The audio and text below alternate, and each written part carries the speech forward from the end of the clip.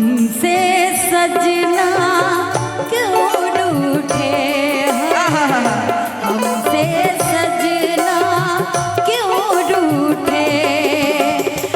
तुम झूठे ना, तुम झूठे ना, हम झूठे।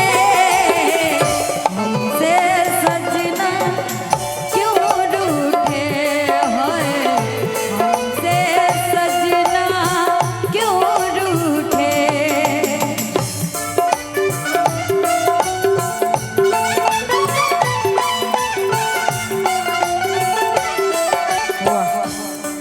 अच्छा, एक गाना अभी इंस्टाग्राम पे बड़ी ट्रेंडिंग चल रहा है। जात बड़ा ठोकर मरले, बहुत ही प्यारा, इसको शायद रवीना रंजन जी ने गाया है। रखल छुरी बाटे अरे गर्दन पर, अरे रखल छुरी बाटे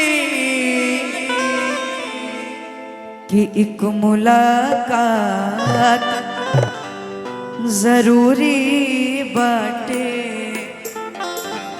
ओ एक मुलाकात जरूरी बाटे। कहे के बाका ओ गर्दन पर रखल छुरी बाटे, गर्दन पर रखल छुरी बाटे। एक मुलाकात जरूरी बाटे, एक मुलाकात जरूरी बाटे। एक मुलाकात मुलाकात मुलाकात मुलाकात मुलाकात मुलाकात मुलाकात।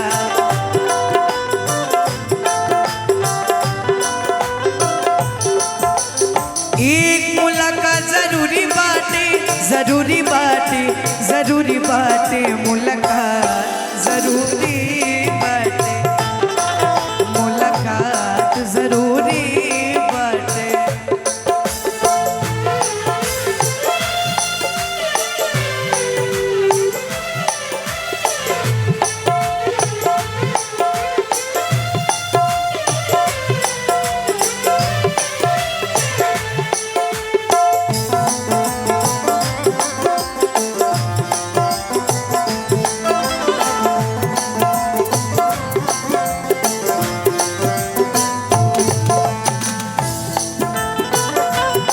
जरूरी बाटे।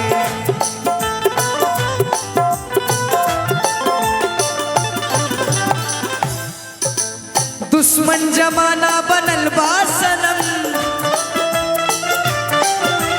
गर्दन में फंदा कसल बा सनम।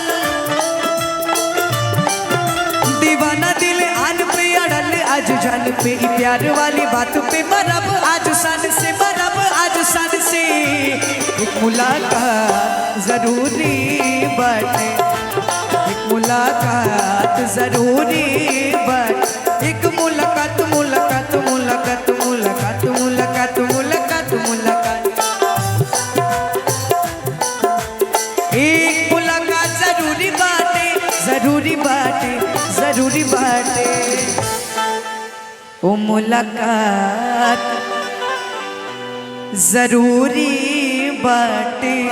आइए एक फरमाइश बाटे, कन्यादान उठाते तो एक आखिरी विदाई गीत हो जाए, ओकरा बाद रोहित भैया के साथ माहौल बनी फिर से। कथी की चटैया पापा हो बिछवले बड़ा, अरे हमरा के बैठौले बड़ा हो। तो कथी की करी जावा पापा हो बनौले बड़ा, अरे हमरा के बिसरौले बड़ा हो। कथी के चटैया पापा हो बिछौले बड़ा, के करा के बैठौले बड़ा हो।